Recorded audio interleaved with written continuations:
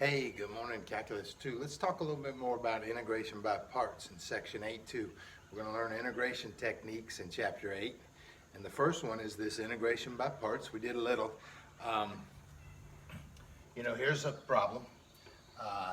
4x cubed e to the negative 2x. Now what I want to teach is kind of a shortcut for integration by parts. It doesn't work all the time. And the shortcut, it's called the tabular method. So, maybe you recall that if you did some integration by parts, this is kind of a tough one. The reason it's tough, well, it's kind of easy to get started. You let u equal 4x cubed. You let dv be e to the negative 2x dx. Of course, you take a derivative to get du, which is 12x squared. You do a little integral to get v, so you get v equals negative 1/2 e to the negative 2x.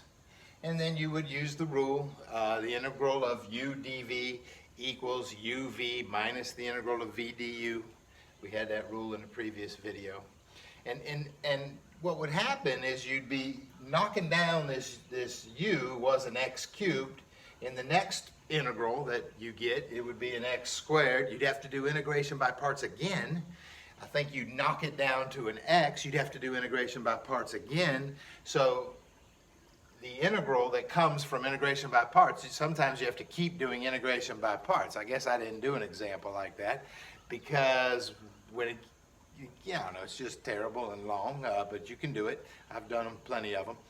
But there's a shortcut called a tabular method. Once you kind of feel the pattern out, here's how you do it. So rather than doing it the long way, I'm going to do this tabular method. So the reason it's called the tabular method, it's you make a table. So you make a table, and in this middle column here you put u, and then you put all his derivatives. So the u, if you remember here, was going to be the 4x cubed. So u is 4x cubed, and then you do a derivative, 12x squared, 24x, 24, and 0. You are making a table, so try to keep these horizontal rows lined up. Sometimes I slant down. Then over here you put dv, and you start finding v, which is, the integral of dv. So hang on, the dv is the e to the negative 2x dx. I'm just going to write the e to the negative 2x. And then I integrate to get v. Negative 1/2 e to the negative 2x. Maybe you recall a little teeny u substitution on that integral is what leads to the negative 1/2 e to the negative 2x. It's an integral. It's an antiderivative we do right here. And it spits out a negative 1/2 from a little baby u substitution. Guess what? We do it again. It spits out another negative 1/2, 1/4, positive 1/4 e to the negative 2x. We do it again.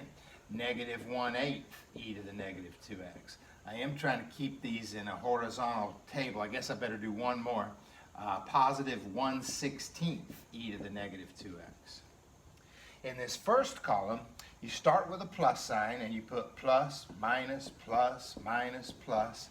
And then the answer to this long integral, which I said was embedded integration by parts, is staring right at you, and here it is.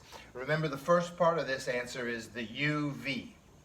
And so here you grab your first u and your first v. So you grab this term. You don't need that first dv. So you grab this first term plus this next term plus this next term plus or minus this next term, and we're finished. So here's the answer. So we didn't really do the long way. We did a shortcut called the tabular method, and then here's the answer if I can write it. I like to simplify a little as I go. That's going to be a negative 2x cubed e to the negative 2x. The next term is negative 3x squared e to the negative 2x. And there's a negative 3x e to the negative 2x. And there's a negative 24/16. I think that's 3/2 e to the negative 2x. Plus c. And like I said, that is the answer. So that was pretty nice. The embedded integration by parts would have been much longer than that, and this tabular method is great. Now, what I've read in the book and I've been following for years is that this tabular method only works. It doesn't work for all integration by parts. So we still need the old formula for integration by parts. This shortcut doesn't work for all integration by parts, but it works for these. It works for something like this, where you can let u be some x to the n, and then you have an e function, like an e to the ax. Or it also works for maybe an x to the n and a sine of some ax. Or maybe an x to the n and a cosine of ax. So the tabular method works well for integration by parts problems that come in this form. You let u equal whatever, you let dv, there's a nice pattern to the dv's, so I would do it every time I could. I would even do it on shorter, easier problems. Here, let me show you. Let's try an easier one. Let's try this problem. 3x cosine 4x. So, you know, you can do integration by parts on this problem, and it wouldn't be a bunch of layered, embedded integration by parts. You do one integration by parts, and you could finish that integral, you'd be done. It wouldn't be that long, but why not do the tabular method? It does fit the form of one of our famous tabular methods guys. So here I go. I'm going to build a little table real quick. This is I put u here and his derivatives. So I'm going to put u as just a 3x, and then I start doing derivatives, 3, and then I'm done, 0. I put dv here, and then I do antiderivatives.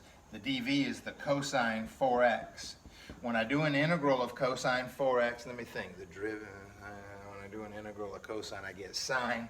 I get the sine of 4x, but again, a little u substitution spits out a 1/4. That's integration, that's antiderivative there. One more, please, and you would spit out another 1/4, 1/16. Let's see, when you integrate sine, you get negative cosine 4x. Is that right? The derivative of cosine is negative sine, so when you integrate a sine, you get negative cosine. That's right. Over here, you put a plus and a minus and a plus. You grab these terms like this, and your problem is finished. The answer is, I'll just erase this. The answer is, the first term, 3/4 x e to the, 3/4 x times the sine of 4x minus, or no, actually there's a minus, but there's another subtract minus sign. So there you go, that's plus 3/16 cosine 4x. And we're finished. Plus c, put a plus c on there, and that's the answer. So, that's awesome. I would do that as much as I could when I do integration by parts. If I got a chance to do the tabular method, I would do it. There's plenty of integration by parts problems where you can't do the tabular method.